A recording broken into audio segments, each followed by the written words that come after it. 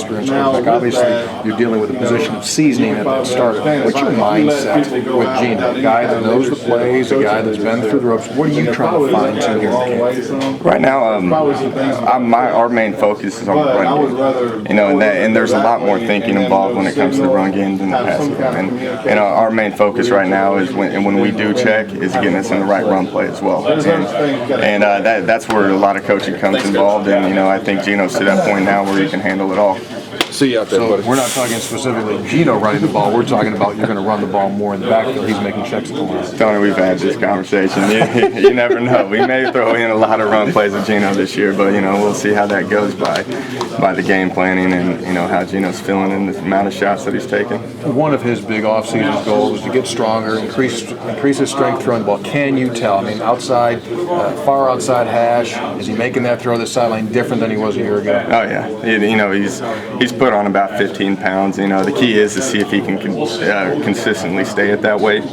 But he's making those plays from the right hash to the field, and that shows that his arm is improving tremendously, and we can actually take a little more shots downfield. And the main thing is I'm trying to keep his arm as healthy and fresh as possible, and it helps to have 5 quarterbacks in camp. But right now you can see a tremendous impact, and his arms I think increased in strength. Give me a little update here on number 2 and number 3 currently battling it out. What do you got back there? Paul's having he has the most experience right now, and Paul is getting to the point where he's playing at a consistent level, and the main thing with him is we're trying to focus on him taking care of the ball better. Paul's a gunslinger by heart, and he wants to throw it downfield, and he wants to put it in the smallest holes for the receivers. But he's getting better at getting down to his checkdowns. As for Ford is he's getting there. He's improving every single day. Having him in the spring has helped out. He's out there communicating, and that's the main point now. When you first start out at quarterback here, you got to communicate. Once you make sure the receivers and the running backs and the O-line know what they're doing, now we can start focusing on him running the play, because he was just running plays to run plays. Now he's actually thinking like, is this good? Where do I go with it? And he's not guessing as much. No problem. Always good, Tony.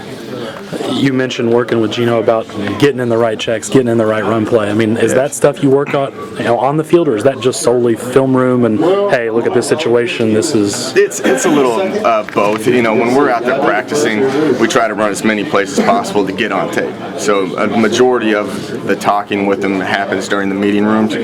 But there's little things out there that he can learn from. But it's been we've came a long ways with the run game checks. And Coach Beaton-Bode and Coach Gillespie, they've been working with me a lot and how to communicate it better on certain plays, because there's a lot of looks out there that we get, and the run game's pretty tough. And I think Gino's doing a pretty good job of getting us in the right checks. There weren't many issues with Gino last season, but that was one that seemed like Dana was a little exasperated about at times. Is he noticing the progression? Oh yeah. And it's just part of becoming more familiar with the scheme. When last year we were more focused on, where the receivers are going to be, and the protections and how to get the ball out of your hand quick. Well, now you can actually focus on, where we need to attack in the run game, and I think that's going to help us tremendously as an offense. Jake, tell me a little bit about how Ford right now he's progressing, and are you planning still on getting him in a red shirt next year?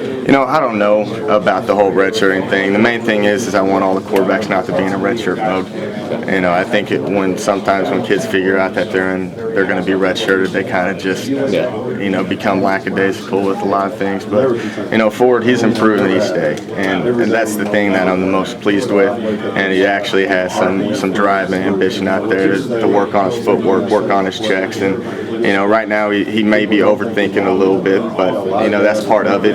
Gino and Paul are doing the same thing at this point, and this is going to be a big year for both of those quarterbacks, and they got to prove to us who wants to be the next one once Gino leaves.